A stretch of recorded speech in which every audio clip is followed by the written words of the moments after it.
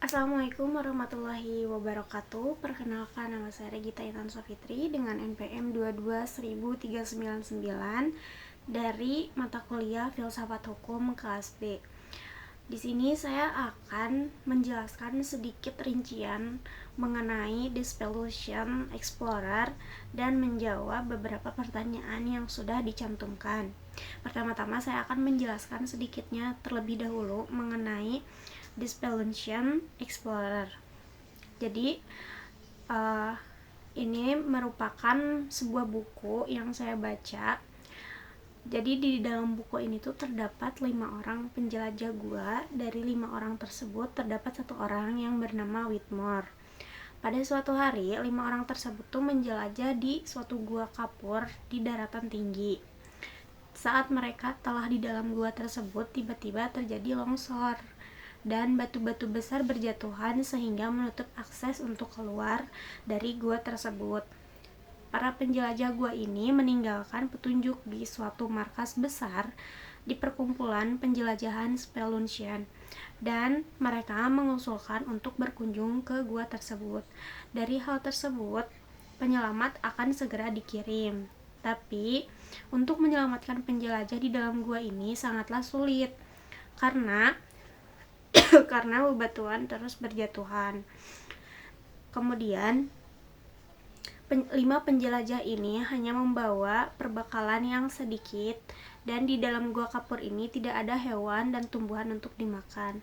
Selanjutnya mereka ingat bahwa mereka membuat sebuah kabel portable dan sebuah alat yang dapat mengirim dan menerima pesan untuk mereka bisa berkomunikasi dengan para insinyur ataupun para ahli dan dokter sekalipun lewat kabel portable tersebut. Mereka bertanya perlu berapa lama mereka keluar dari gua tersebut dan terjawab bahwa penyelamatan butuh waktu sekitar 10 hari. Untuk itu, Wemot menanyakan kembali, apakah kita dapat hidup lebih lama jika makan daging dari salah satu dari kami? Namun tidak ada satupun dokter, hakim, dan yang lainnya yang menjawab pertanyaan tersebut. Kemudian, Whitmore ini menyarankan juga kepada teman-temannya untuk mengundi menggunakan dadu. Namun setelah mereka sepakat, Whitmore malah mengundurkan diri dari perjanjian yang dibuatnya sendiri, dan pada akhirnya teman-temannya tidak setuju dengan pengunduran diri Whitmore, lalu dadu tetap diundi. Setelah pengundian itu, ternyata Whitmore lah yang terpilih dan harus dimakan oleh 4 orang teman-temannya. Setelah penyelamatan tersebut, para penjelajah ini tuh dirawat inap di rumah sakit terlebih dahulu karena terjadi malgizi dan syok. Namun mereka didakwa pembunuhan Whitmore berdasarkan fakta yang ada. Terdakwa bersalah atas pembunuhan Roger Whitmore dan hakim menjatuhkan hukuman gantung kepada 4 orang tersebut. Kemudian saya akan menjawab pertanyaan yang telah dicantumkan. Yang pertama, saya akan membahas terlebih dahulu mengenai pendapat dari Ketua Hakim Turpenny. Jadi, Ketua Hakim Turpenny ini tuh berpendapat bahwa hukum ditetapkan secara cermat dan tepat sasaran. Ketua Hakim Turpenny menjatuhkan bahwa 4 penjelajah ini harus dikenakan hukuman sesuai dengan undang-undang yang berlaku, yang berbunyi barang siapa dengan sengaja membunuh orang lain akan dihukum mati. Kemudian Hakim Turpenny ini juga tidak mengambil sudut pandang hukum tertulis dan tidak mengizinkan pengecualian apapun. Namun Ketua Hakim Turpenny ini juga menyarankan bahwa badan eksekutif ikut turun tangan dalam permasalahan ini dan memberikan gerasi terhadap 4 penjelajah yang membunuh Whitmore tersebut. Kemudian ada hakim yang kedua yang bernama Hakim Foster. Beliau tidak setuju dengan pendapat Ketua Hakim Turpenny karena menurutnya bahwa undang-undang harus melalui unsur keadilan dan akal sehat. Dan yang masuk akal menurut Hakim Foster adalah bahwa unsur hukum persemakmuran tidak dapat diterapkan secara efektif karena para penjelajah dihadapkan dengan struktur masyarakat yang selalu berbeda. Maka dari itu, Hakim Foster berpendapat bahwa penjelajah menggunakan hukum alam yang tidak mengetahui hukum manusia yang diterapkan dalam masyarakat sipil. Hakim Foster juga berpendapat untuk membebaskan terdakwa. Hakim Foster percaya pada pepatah, bila alasan suatu hukum tidak ada lagi, maka hukum itu sendiri juga akan hilang. Hal ini pada dasarnya bahwa suatu hukum memiliki alasan, dan jika alasan itu hilang, maka hukumnya juga hilang. Menurut Hakim Foster, bahwa menyelamatkan 4 orang dan menghabiskan 1 nyawa termasuk penyelamatan diri, dan dia percaya bahwa membunuh untuk mempertahankan diri bukanlah hal yang bisa disebut pembunuhan. Kemudian hakim yang ketiga, yaitu bernama Hakim Tating, mengajukan 2 saran penting untuk menentang argumen Hakim Foster. Hakim Tating menentang hukum alam karena hukum alam menghendaki apa yang diputuskan diarahkan pada pencapaian kebaikan dan dijauhkan dari keburukan. Hakim Tating berpendapat bahwa hukum alam tidak memiliki ruang untuk membela diri.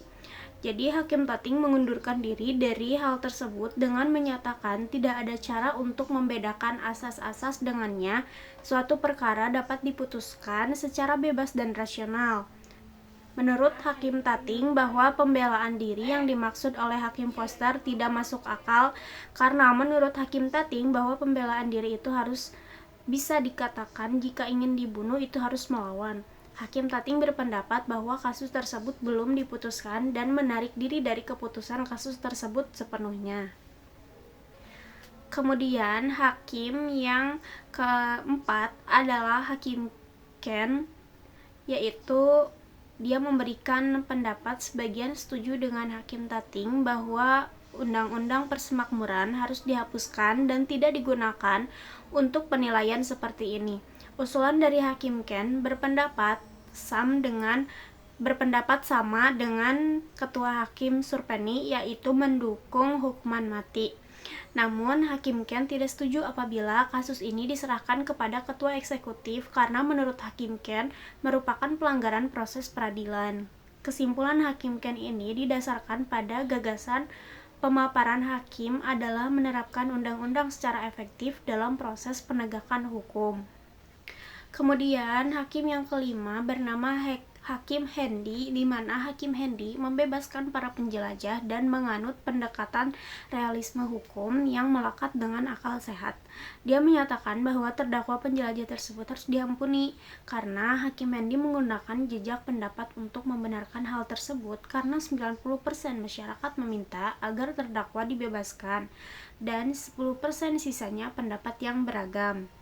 Maka kesimpulan dari kasus ini bahwa ada 2 hakim, yaitu Hakim Turpeni dan Hakim Ken, menyatakan bahwa terdakwa penjelajah gua harus dihukum mati, dan 2 hakim yaitu Hakim Foster dan Hakim Hendy menyatakan bahwa terdakwa penjelajah gua harus dibebaskan, dan 1 hakim lagi yaitu Hakim Tating mengundurkan diri.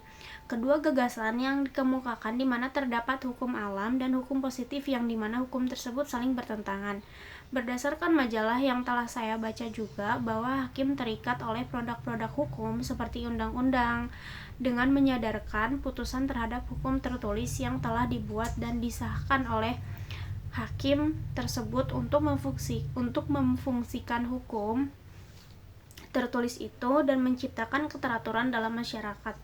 Dan sebaiknya jika hakim tidak mendasarkan pada hukum tertulis, maka hakim membuat produk hukum tertulis itu tidak berfungsi lagi. Hukum juga diharapkan untuk menjadi alami, menciptakan keteraturan dan ketertiban dalam kehidupan bermasyarakat.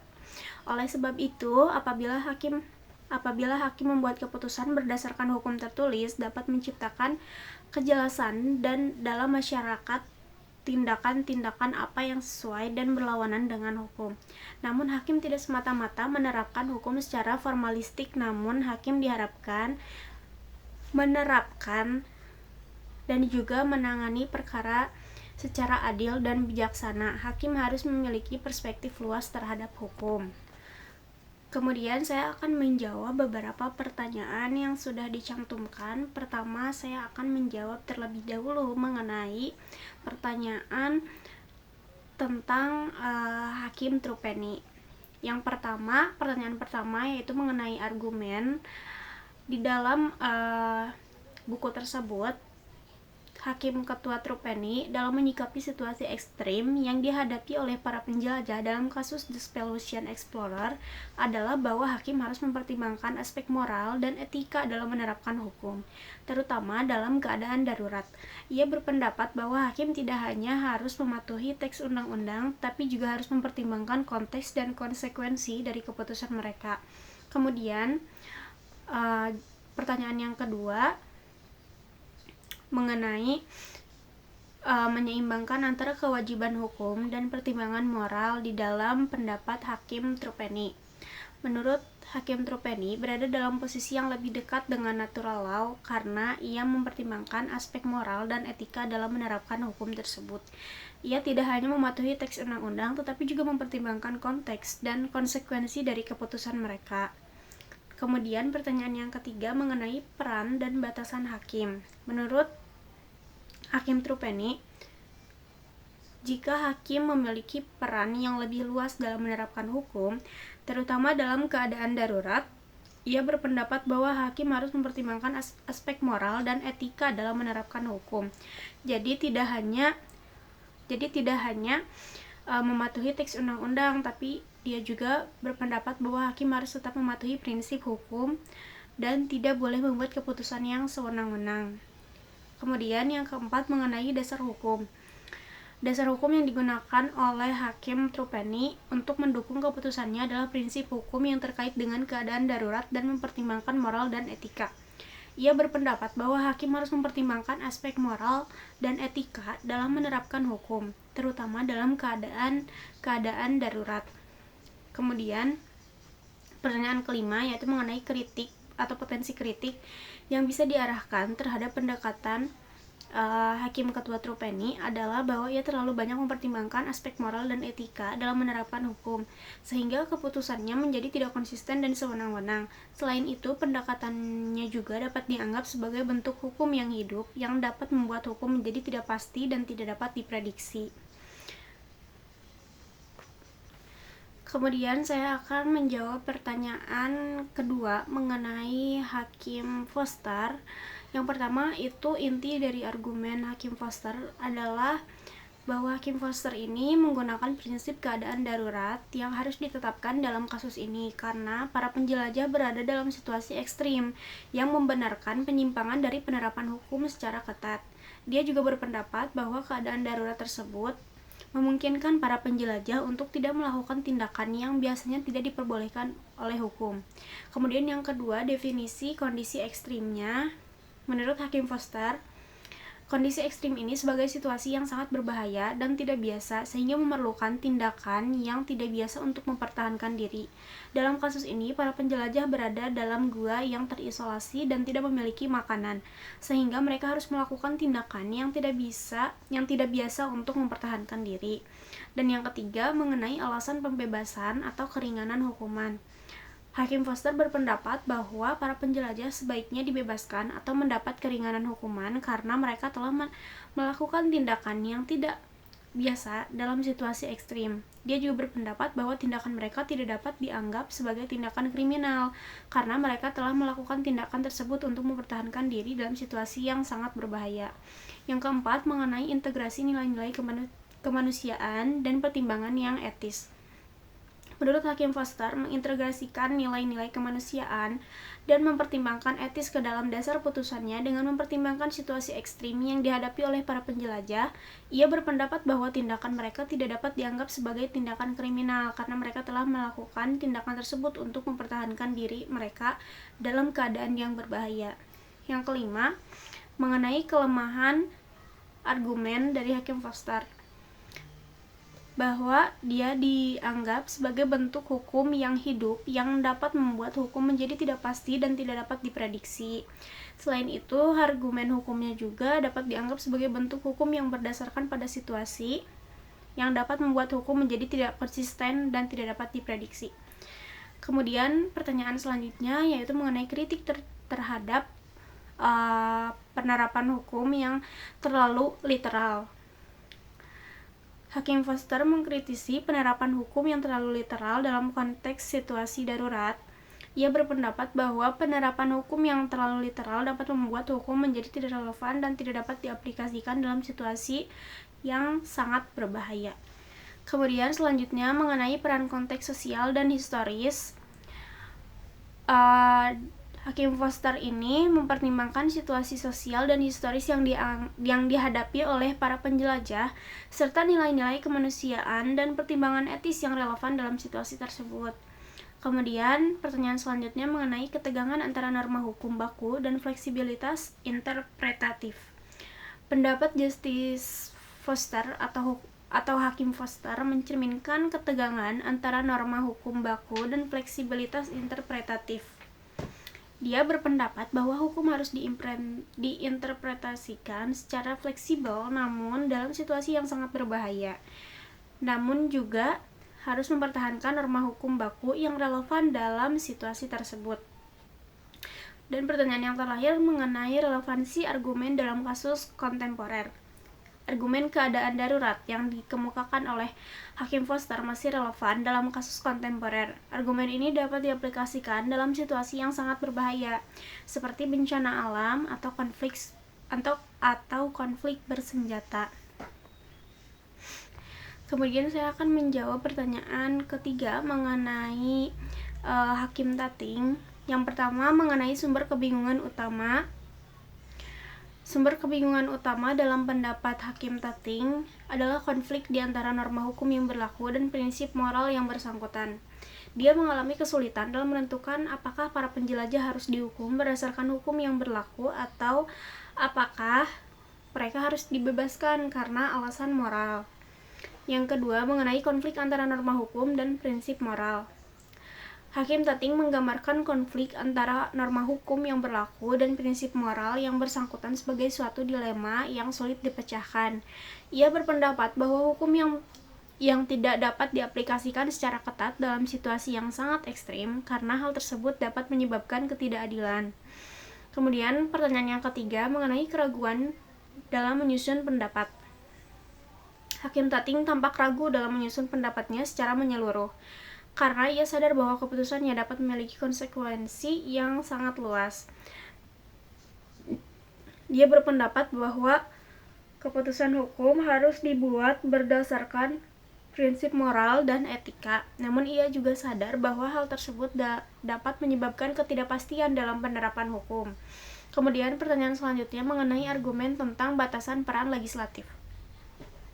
Menurut Hakim Tating, peran legislatif dalam menetapkan hukum untuk situasi luar biasa harus dibatasi.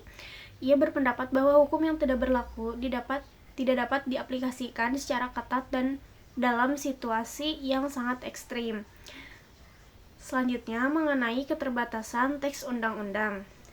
Hakim Tating menilai bahwa teks undang-undang memiliki keterbatasan ketika dihadapkan pada konteks situasional yang ekstrim. Ia berpendapat bahwa hukum yang berlaku tidak dapat diaplikasikan secara ketat dalam situasi yang sangat ekstrim, karena hal tersebut dapat menyebabkan ketidakadilan.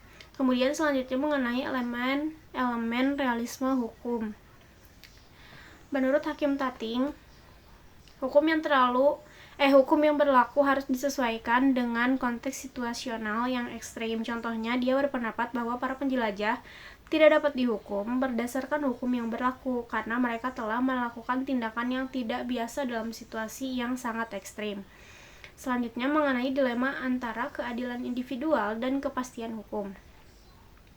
Hakim Tating menangani dilema antara keadilan individual dan kepastian hukum dengan berpendapat bahwa keadilan individual harus diutamakan dalam situasi yang sangat ekstrim. Ia berpendapat bahwa hukum yang berlaku tidak dapat diaplikasikan secara ketat dalam situasi yang sangat ekstrim, karena hal tersebut dapat menyebabkan ketidakadilan. Pertanyaan selanjutnya mengenai perbedaan metodologi penafsiran hukum. Perbedaan mendasar antara pendekatan Tating dengan hakim lainnya adalah bahwa ia menggunakan pendekatan yang lebih fleksibel dari kontekstual dalam menafsirkan hukum. Dia berpendapat bahwa hukum yang berlaku harus disesuaikan dengan konteks situasional yang ekstrim. Yang terakhir mengenai inspirasi diskusi tentang integritas dan konsistensi. Pendapat Hakim Tating dalam menginspirasi diskusi tentang integritas dan konsistensi adalah dalam pengambilan keputusan hukum, dia berpendapat bahwa keputusan hukum harus dibuat berdasarkan prinsip moral dan etika, dan bahwa hukum yang berlaku harus disesuaikan dengan konteks situasional yang ekstrim. Kemudian saya akan menjawab pertanyaan keempat mengenai Hakim Khan. Yang pertama adalah argumen utama Hakim Khan, yaitu bahwa undang-undang harus diterapkan secara literal dan tidak boleh diinterpretasikan secara longgar.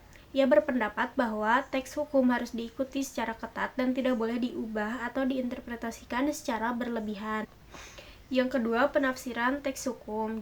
Justice Khan atau Hakim Khan menafsirkan teks hukum secara literal dan tidak mempertimbangkan konteks atau situasi yang ekstrim. Dia berpendapat bahwa teks hukum harus diikuti secara ketat dan tidak boleh diubah atau diinterpretasikan secara berlebihan. Kemudian yang ketiga, penolakan argumen dalam keadaan darurat. Menurut Hakim Khan, keadaan darurat karena ia berpendapat bahwa undang-undang harus ditetapkan secara literal dan tidak boleh diinterpretasikan secara longgar. Dia berpendapat bahwa keadaan darurat tidak dapat dijadikan alasan untuk mengubah atau menginterpretasikan undang-undang secara berlebihan. Selanjutnya mengenai alasan hukum yang mendasari sikap formalistik Justice Khan atau Hakim Khan adalah bahwa undang-undang harus diterapkan secara literal dan tidak boleh diinterpretasikan secara longgar. Dia berpendapat bahwa teks hukum harus diikuti secara ketat dan tidak boleh diubah atau diinterpretasikan secara berlebihan. Kemudian mengenai peran hakim, menurut Hakim Khan, dia memandang peran hakim sebagai pelaksana undang-undang yang tidak ditetapkan secara literal dan tidak boleh diinterpretasikan secara longgar. Kemudian hakim juga harus mengikuti teks hukum secara ketat dan tidak boleh mengubah atau menginterpretasikannya. Kemudian selanjutnya mengenai kekuatan dan kelemahan pendekatan liberal. Menurut Hakim Khan, kelemahan pendekatan literal adalah bahwa undang-undang tidak dapat disesuaikan dengan situasi yang ekstrim dan dapat menyebabkan ketidakadilan. Selanjutnya mengenai konflik antara interpretasi ketat dan kebutuhan akan keadilan. Menurut Hakim Khan, menangani konflik antara interpretasi ketat terhadap undang-undang dan kebutuhan akan keadilan dalam situasi ekstrim dapat dengan berpendapat bahwa undang-undang harus ditetapkan secara literal dan tidak boleh diinterpretasikan secara longgar, tapi pendekatannya dapat dikritik dari segi keadilan substansif karena dapat menyebabkan ketidakadilan dalam situasi yang ekstrim. Kemudian saya akan menjawab pertanyaan terakhir mengenai Hakim Handy. Yang pertama mengenai pendekatan pragmatis Hakim Handy. Pendekatan pragmatis Hakim Handy bahwa undang-undang harus diterapkan secara fleksibel dan disesuaikan dengan situasi yang ekstrim. Jadi menurut Hakim Handy ini harus mempertimbangkan konteks dan situasi yang ekstrim dalam menginterpretasikan undang-undang. Kemudian yang kedua, peran opini publik dan persepsi masyarakat. Hakim Handy memandang peran opini publik dan persepsi masyarakat sebagai faktor yang penting dalam pembentukan putusan hukum. Dia berpendapat bahwa hakim harus mempertimbangkan opini publik dan persepsi masyarakat dalam menginterpretasikan undang-undang. Pertanyaan selanjutnya yaitu alasan dibalik sikap populis Hakim Handy bahwa undang-undang harus diterapkan secara fleksibel dan disesuaikan dengan situasi yang ekstrim. Dia berpendapat bahwa hakim harus mempertimbangkan konteks dan situasi ekstrim dalam menginterpretasikan undang-undang.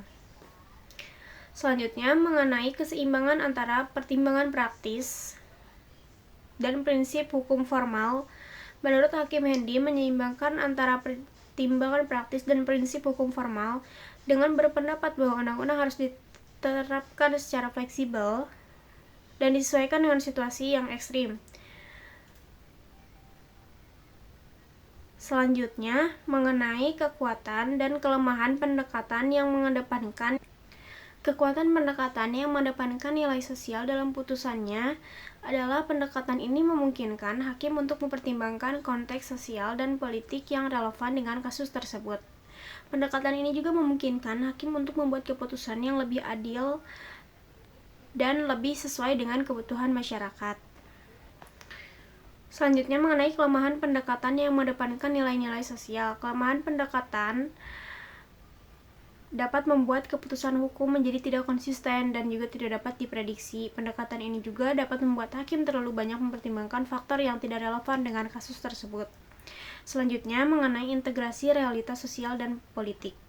Menurut Hakim Hendy, realitas sosial dan politik pada zamannya ke dalam argumentasi dengan mempertimbangkan konteks sosial dan politik yang relevan dengan kasus tersebut. Dia mempertimbangkan bagaimana keputusan hukum dapat mempengaruhi masyarakat dan bagaimana keputusan hukum dapat membuat masyarakat menjadi lebih baik.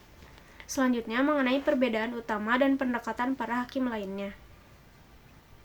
Perbedaan utama antara pendekatan pragmatis Hakim Hendy dengan pendekatan para hakim lainnya dalam kasus ini adalah bahwa pendekatan Hakim Hendy lebih fleksibel dan lebih mempertimbangkan konteks sosial dan politik yang relevan dengan kasus tersebut. Pendekatan para hakim lainnya lebih formalistik dan lebih mempertimbangkan teks hukum secara literal. Dan selanjutnya mengenai tanggapan terhadap kritik. Hakim Hendy menanggapi kritik terhadap penerapan hukum yang terlalu abstrak dan tidak mempertimbangkan konteks masyarakat dengan berpendapat bahwa pendekatan hukum yang lebih fleksibel dan lebih mempertimbangkan konteks sosial dan politik dapat membuat keputusan hukum menjadi lebih adil dan lebih sesuai dengan kebutuhan masyarakat. Dan yang terakhir, dasar hukum yang digunakan oleh Hakim Hendy untuk mendukung pendekatannya yang lebih fleksibel adalah kontekstual, adalah prinsip-prinsip hukum yang terkait dengan keadilan dan kesetaraan. Dia berpendapat bahwa keputusan hukum harus dibuat berdasarkan prinsip-prinsip hukum yang terkait dengan keadilan dan kesetaraan dan tidak hanya berdasarkan teks hukum secara literal. Mungkin segitu yang dapat saya sampaikan dan dapat saya presentasikan dari kasus The Spolution Explorer. Mohon maaf apabila ada kesalahan. Wassalamualaikum warahmatullahi wabarakatuh.